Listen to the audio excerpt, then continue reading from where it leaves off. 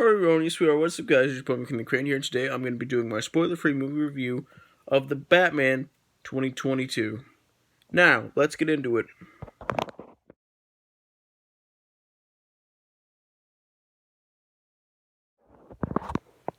So, this is the movie that I had been waiting a while to see, and I just watched it this morning.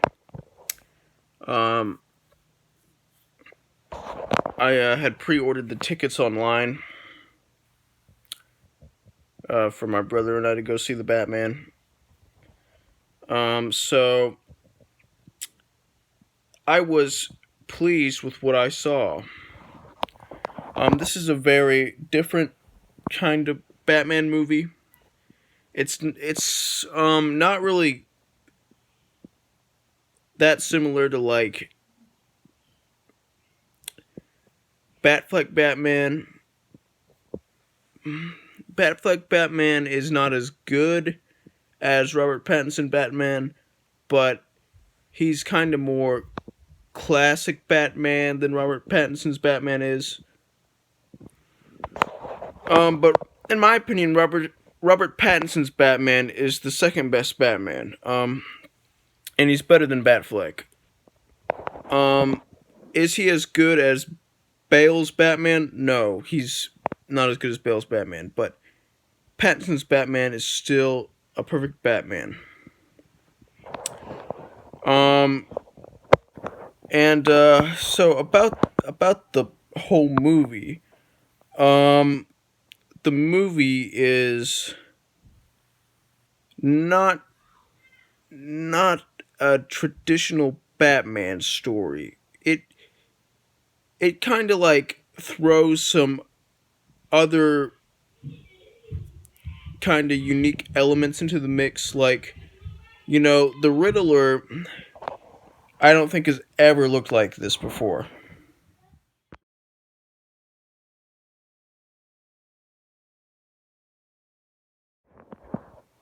Anyway, what I'm saying is that no Riddler has ever like looked like this one before, and that's not a bad thing. I love this Riddler. I love this Riddler. This version of the Riddler. This version of the Riddler is my favorite version yet. Paul Dano was terrific. He gave the second best performance in the movie, behind Robert Pattinson. I highly enjoyed both of their performances. Paul Dano impressed me, especially during the interrogation scene. I was just blown away with everybody's performance in this movie. Colin Farrell gave a great performance as Penguin. Robert Pattinson gave a great performance as the I know I already said that, as the main character, Batman, aka Bruce Wayne.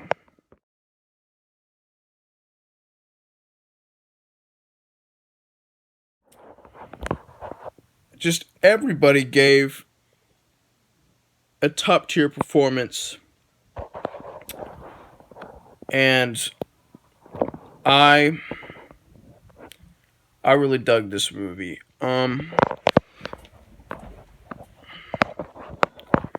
So I don't know where to begin with the stuff I loved about this movie. I loved its dark and gritty tone. I loved Bruce Wayne in this movie and how broken he is in this time of his life, and just how dedicated he is to his vigilante work. It really makes for a good story, and this is actually one of the lighter on action Batman movies. This has less action than a typical Batman movie does. It is an action movie, and don't get me wrong, it does have plenty of action, but just not as, it doesn't have as much action as a lot of other Batman movies do, and this movie doesn't need that much action. You know, I was never bored once during this film, and when it was about to end, I was just like, no, I must see more, I must see the sequel. When's the sequel going to come out? I must see the sequel. I was just like, I need to see more. And there's a surprise little cameo at the end that I can't really talk about because it's a spoiler-free review. and that's a spoiler. Um, I love this movie. It's terrific. The Batmobile is dope, and it's my second favorite Batmobile. Um, Andy Serkis as Alfred is dope. Um, just and all the little twists and turns in this movie, and the big twists and turns, are awesome, and they feel very satisfying, and they feel earned, and they just feel right. Um, and I like how they don't paint everybody in this movie to be like perfect people. I love how they give some certain characters that you don't some certain characters that you wouldn't expect them to do this to. I what I'm saying is I like how they give like some characters that we've usually thought of as like, you know, just perfect human beings in this universe character flaws. I like how they give them like things, you know, attributes to their personalities that make you think, maybe this person's not as perfect as I thought. Can't really get into like who, because this is spoiler-free review and that's a spoiler, but I can tell you there is some of that in this movie, and it really works. And I love all the villains in this movie and all the anti-heroes, because Catwoman's an anti-hero. I think she's like technically the only anti-hero in the movie. She's great. My favorite villain in this movie would have to be Riddler, of course. Penguin's a close second. There is one other surprise villain in this movie, but we only see them for like 50 seconds, and they don't really do much, so I feel like I can't include them.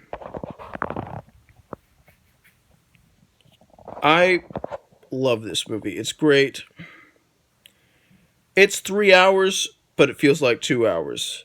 And I love how this is like a mystery movie with like a mystery story.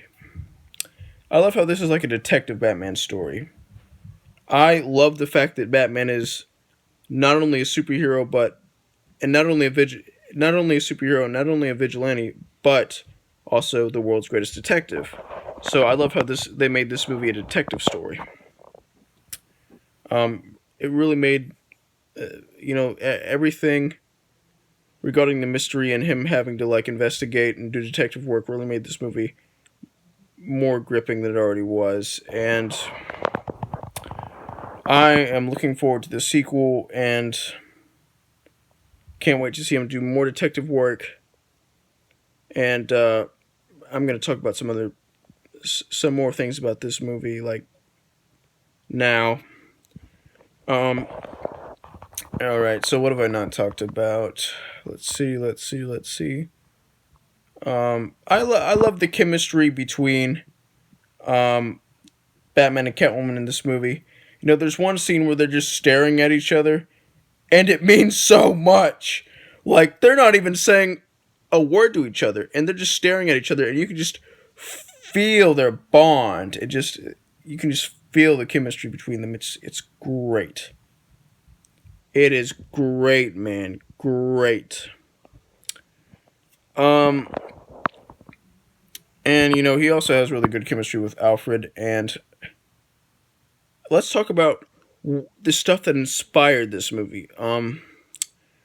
Matt Reeves actually took inspiration from more than one movie. Everybody knows that this movie kind of took inspiration from the movie Seven, but he also kind of took inspiration from the movie Saw, and you'll find out what I mean when you watch the movie, because there are like some kind of Saw traps in this movie. Like, I'm just like, there's one trap in particular that just made me think, that's straight out of Saw.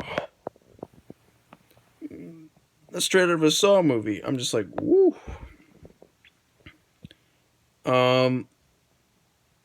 Anyway, the traps in this movie are great. And, if you've looked up some stories and reviews about this movie. Um, you you've probably heard by now that some people are like calling it kind of a horror movie. And it's not really a full blown horror movie, but it does have some horror elements mixed in. There are some like horror elements in this movie. Like there's some parts of this movie that are definitely like, like horror parts. Like if you like cut out those parts from this movie and just made those into their own little individual short films, yes, they would be classified as horror short films. But because they don't take up the whole movie, and the movie is mostly like action with some drama elements mixed in there, it's not technically a horror movie. And there are especially some horror elements and like horror scenes towards the beginning of the movie. Actually, the first scene is one of those scenes, and the Riddler, and most of them involve the Riddler. And the Riddler in this movie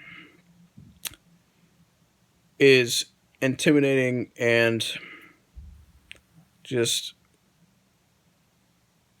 really, really, really menacing and really believable. And Paul Dano gives his best performance as the Riddler. And it's a pretty believable performance. Like the great Heath Ledger,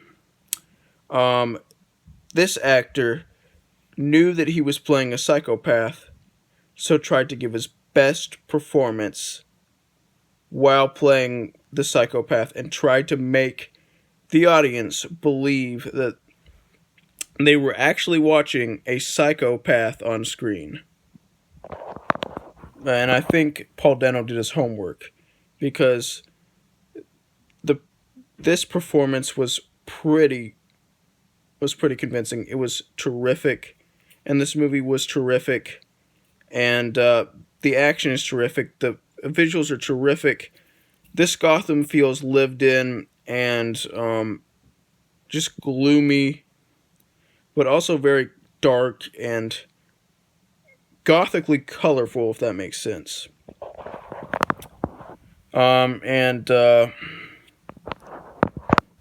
This movie is also kind of edgy for a PG-13 movie, just like The Dark Knight was, which is a good thing in my opinion. What else can I say about this movie?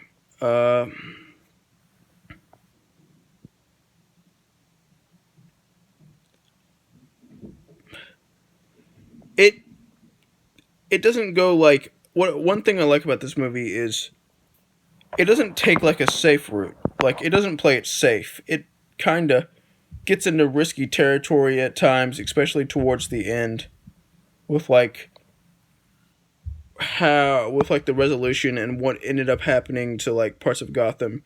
I like how they didn't play it safe, and I like how like certain actions have certain consequences, if that makes sense. And I also like how when Batman finds out certain twists and turns, it results in him actually questioning certain things that he believes in. I just like Batman. I just like seeing Batman kind of question his own morals. It's pretty interesting to watch. And like I said, I cannot wait for the sequel. This movie was perfect. It was terrific. Is this movie as good as any of the Dark Knight movies? Not quite. No, it's not. It's not. I like all three of the Dark Knight trilogy movies better than this movie. But this movie is still a perfect movie, and it's in my top 10 favorite movies of all time now. It is my 5th favorite movie, to be exact. And it's the best movie of 2022. If you haven't seen it, go watch it. I love it, and I would definitely recommend it, especially for Batman fans. And I'm going to give this movie a 100% out of 100%, which is the equivalent of an A+. Like, subscribe, join the notification squad. I will return.